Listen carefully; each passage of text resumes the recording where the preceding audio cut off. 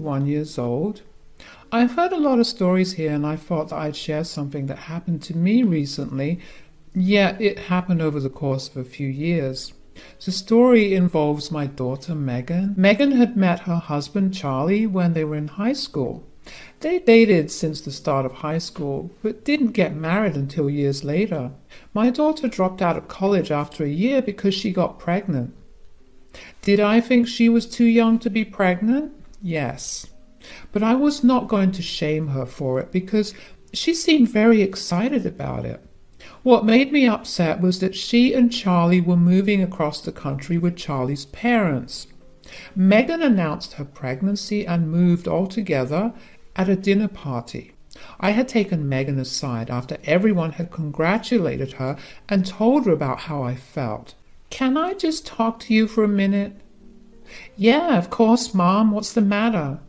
"First of all, I just want to say congratulations on the baby. I can't wait to be a grandmother." "I bet. I'm going to make sure that at the very least my child and I come down to visit you frequently. After all, as a first-time mom, I will need the help of the best mother in the world." "Oh, stop it. I'll be of any help that I can." "But about you coming down frequently." "Yes. Do you really have to move? I mean, you just dropped some wonderful news, and I also want to be a part of you and your child's life." "I want you to be a part of it as well. But Charlie got a great job offered there, and we can't let it go. It would be stupid to turn down more money when we have a child on the way." "I know, it just hurts. I only just got you back after you went away for college, and not even 2 years later, you're going away for God knows how long." "I'm sorry, Mom. I promise that we'll be in touch as frequently as possible, and if I don't come down here, you can come there." "Oh, honey, I wish it was as easy as that.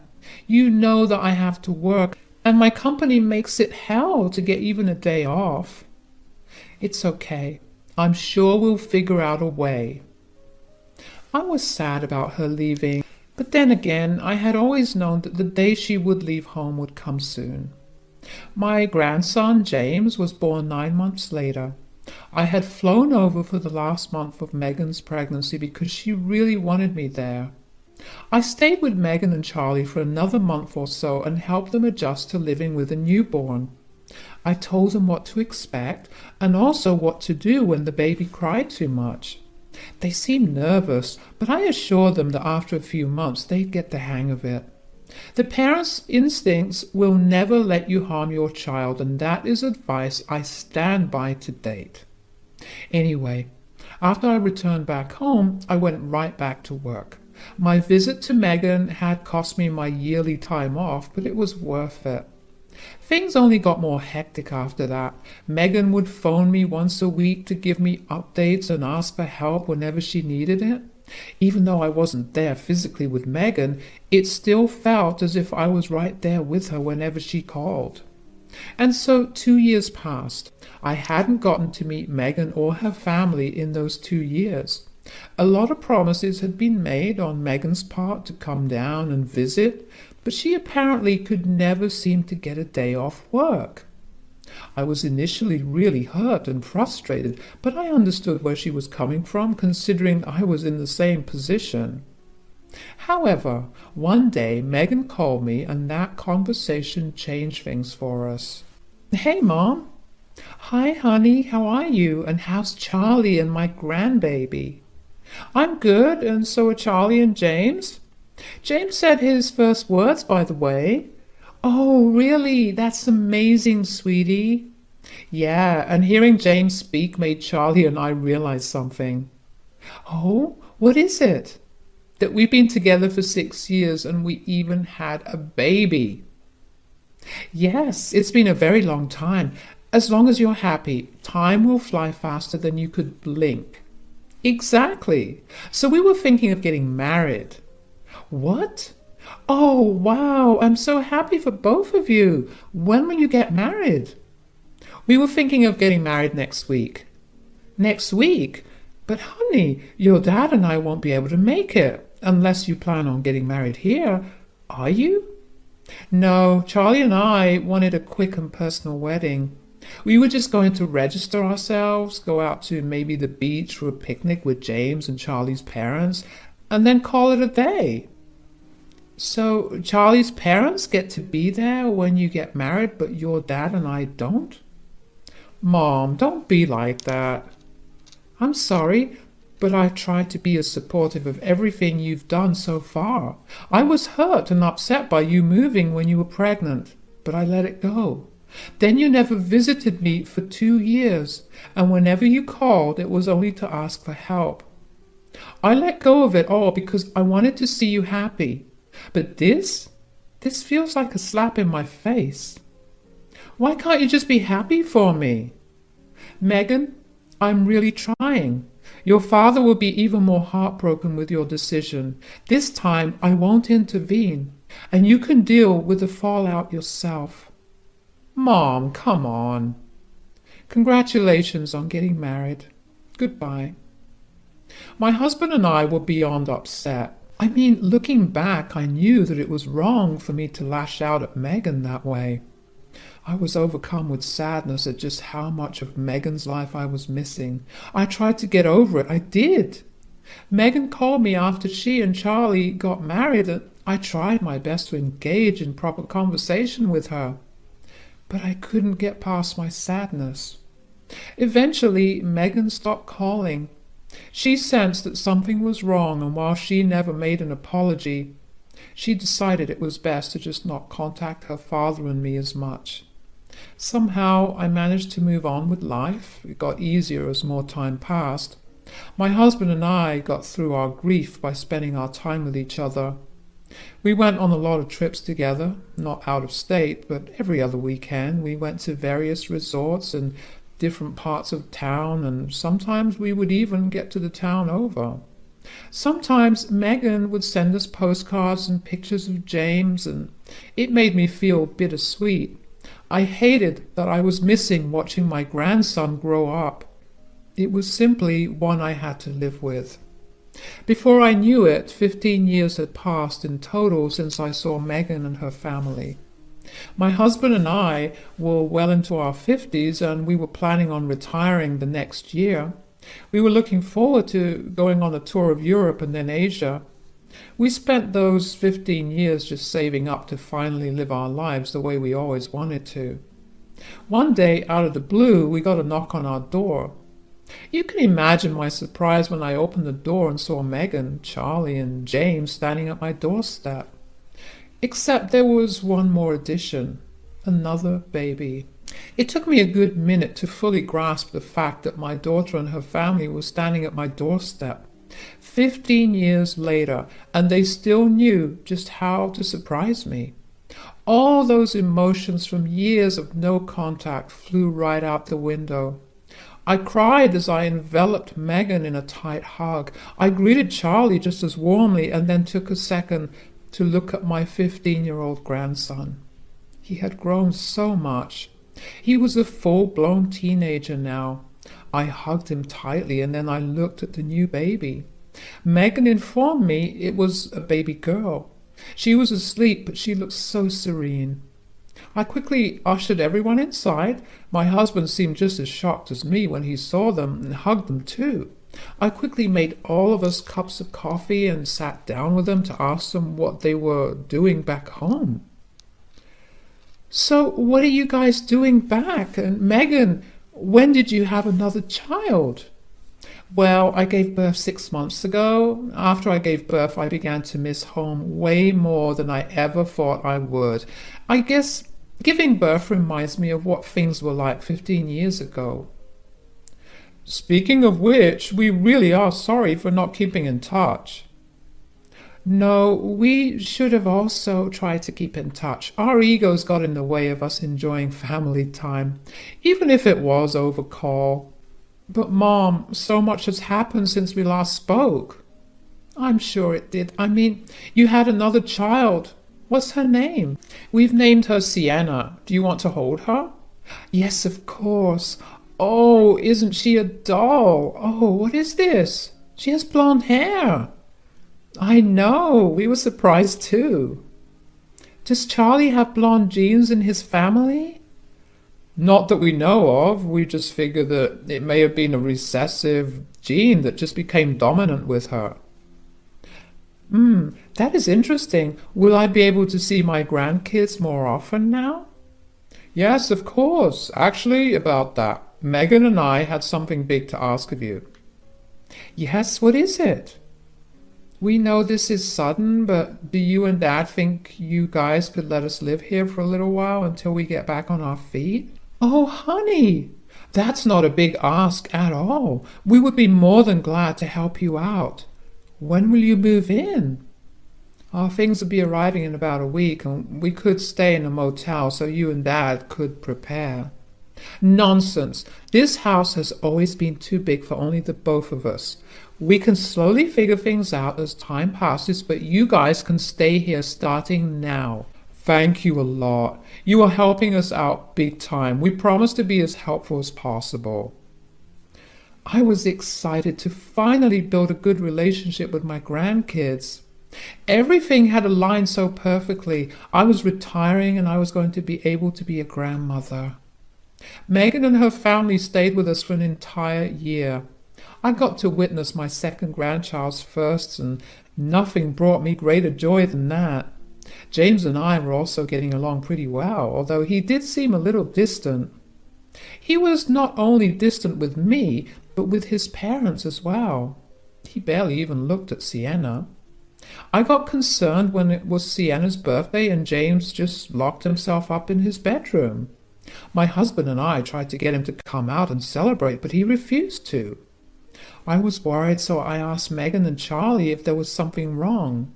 They laughed James's behavior off and assured us that there was nothing wrong. They chalked his behavior up to being jealous of his sister. I didn't think it was normal for a boy his age to be that jealous of his sister. Sure, there was a huge age gap between the both of them, but still, to be so jealous that he refused to even associate himself with her was a bit extreme. Even so, I left my opinions behind and tried my best to get along with James. I tried to be someone James could trust and lean on. I also tried to coax him into telling me what was going on with him, but nothing I tried seemed to work. At best, James would tell me about other things going on in his life. If I ever brought up his reactions to Sienna subtly, he would shut down. Over the rest of the year, Megan and Charlie found good jobs that allowed them to buy their own home. It was only 4 blocks away from us, and even though they weren't living with us, I still got to see them almost every day. With both Megan and Charlie working, I was asked to babysit Sienna a lot. Years began to pass, and I essentially became a second mother figure to Sienna because of how much time I spent raising her. We ended up developing a close bond. But there was one thing that I noticed. James began withdrawing from me even more. Whatever little progress I had made since he moved here started slipping from my hands. But before I could do anything about it, James decided to move out of his parents' home and go to college on the other side of the country. James and I barely spoke after that. I only got to speak to him over the holidays and birthdays. It hurt that I had to go through the same things over and over again, but I learned to be happy with what I had at the very least, and that was Sienna. Sienna grew into a very pretty and able girl, although as she grew older there were a lot more distinct and different features showing up in her. For starters, she was more olive-skinned than pale like the rest of her family. Her facial structure was different, and she had very curly hair, a trait that no one on either side of her family had. My husband and I often discussed how it was possible for Sienna to look so different from us, and every time the conversation would leave us feeling a little unsettled. One time when Megan had come over to spend time with me when Sienna was around 9 years old and was off to school now, I decided to ask Megan why Sienna looked so different. I've been meaning to ask you something, actually. Yeah? What is it? I mean, this is in the nicest way possible, but your father and I were just curious. Why does Sienna look so different from the rest of us? What are you trying to imply here? Are you trying to ask me if I cheated? Whoa, what? No, I would never accuse you of something like that. Your father and I have been talking about it a little, and we couldn't help but notice that Sienna has a lot of different features. Yes, she has a lot of different features, but she is still our daughter. I gave birth to her. Yes, honey, I don't doubt that one bit. I'm only wondering about why the difference exists. I love Sienna just the way she is, with all my heart and soul. What do you want me to do? Do you want me to pull up her birth certificate, or do you want me to introduce you to the nurses and the doctor who helped deliver Sienna? Honey, you're lashing out. I was only asking because I came across this DNA test that tells you about your entire ancestry. Maybe we could all do it and in the process find out where Sienna gets her genes from. Absolutely not. That feels like a setup. A setup? What exactly would I need to set you up for? If I give in now, there's no telling what else you'll ask me to do.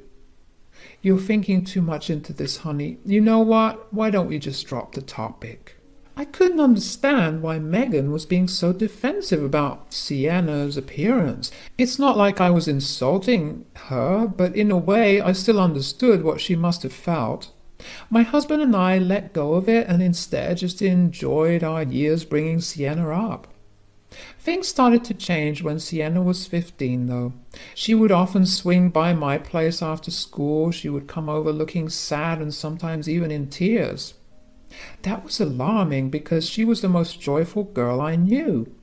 After a little prodding, Sienna revealed that she had an assignment a few months ago regarding genetics where her class was asked to bring pictures of their families. When she brought hers, everyone looked at her in confusion. Her teacher also looked confused and asked her if she was adopted, to which she obviously said no. The teacher had pulled her aside after class and asked her if she was sure that she was not adopted because, logically speaking, there was no way that she could look that different from her family. While her teacher was nice towards her, the rest of her classmates weren't.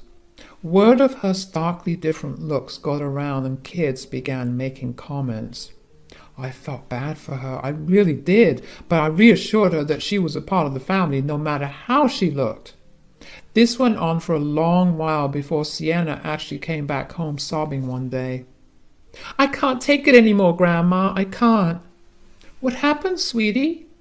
For some reason, some of the mean girls decided to take over a free period to discuss my different looks.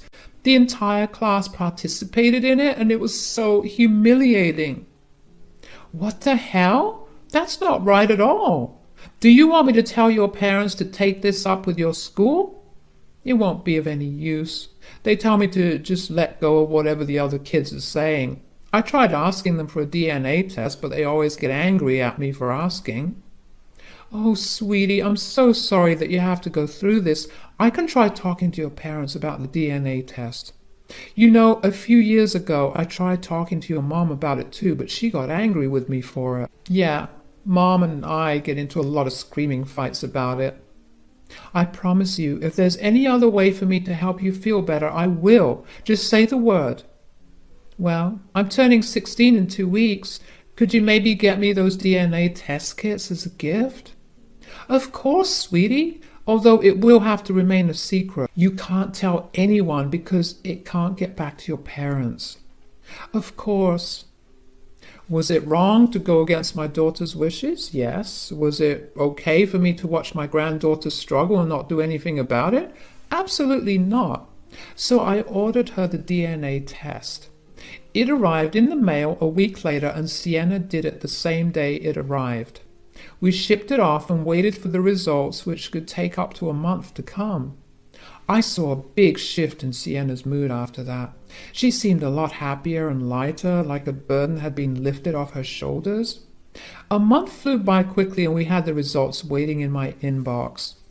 The first thing the result told us was that Megan, Charlie and James had all taken the DNA test a few years ago when Sienna was around 4 years old. This meant that Sienna would get a more accurate result. Sienna's excitement over the report quickly turned to horror. I had let her see the report first, so I had no idea why she was so horrified until I saw the report myself. The report had said that she was James's daughter. There had to be a mistake. We Googled the accuracy rate of the test and it was pretty high. I felt sick. And Sienna didn't look so good either, so I called up Megan and told her and Charlie to come over as soon as they were done with work. I told her about what Sienna and I had found out and she was furious. I told her I didn't care about her anger because she owed Sienna an explanation. When Megan and Charlie arrived, they looked frantic. "Mom, why would you do something I explicitly told you not to do behind our backs? Save your anger at me for later. Sienna is a mess. Tell her the truth." "We never wanted to, but Sienna, sweetie, you should know that we love you, and you'll always be our little girl regardless of the technicalities. Please, just tell me. When your brother was 15, he got a girl pregnant. She wanted nothing to do with the baby, so we took the baby in, and that was you. So, you guys are my grandparents?" "Technically, yes, but we raised you like..." "So, let me get this straight. You lied to me for my entire life about my relationships with you, and then when I started getting bullied, you got into screaming matches with me instead of just telling me? Do you even know how messed up that is? For years, I've been struggling with this. You knew it, and you still didn't say a word. You don't love me. You just wanted to keep up appearances. Sienna, don't you dare speak to us that way. Whatever. I'm moving in with Grandma. I never want to see you guys again." "Sienna, sweetie, please, what else would we have done?" "I think you guys should leave. She's dealing with a lot right now." "This is all your fault." "No, it's yours. You damaged your child's entire perception of herself for years, and now it's catching up. Give her the space she wants. It's the least you can do for her." Megan and Charlie tried their best to get Sienna to come back with them, but she wouldn't budge. They left, but not before yelling all sorts of profanities at me. I asked Sienna what she was going to do from then on because truthfully even I was still reeling from the revelation. Sienna told me that she was being serious about moving in, and I told her that she was always welcome here. Megan and Charlie tried to report me for kidnapping, but Sienna was 16 and was allowed to make her own decisions regarding where she wanted to live, and since she was still living with a relative, there was nothing wrong. I've put Sienna into therapy because of how much she's dealing with, and even though I see no progress right now, I'm sure that she will feel better soon. Megan and Charlie have tried every way possible to get back at me, but I've always told them that if they tried anything on Sienna, I would tell everyone in the family about what they did. True to themselves, they stopped making any more efforts because of the threat of a ruined reputation. Anyway, my husband and I are planning to take Sienna to Spain this summer in the hopes of making her feel better. It's going to be a long and hard road ahead, but I'm sure the journey will be worth it in the end.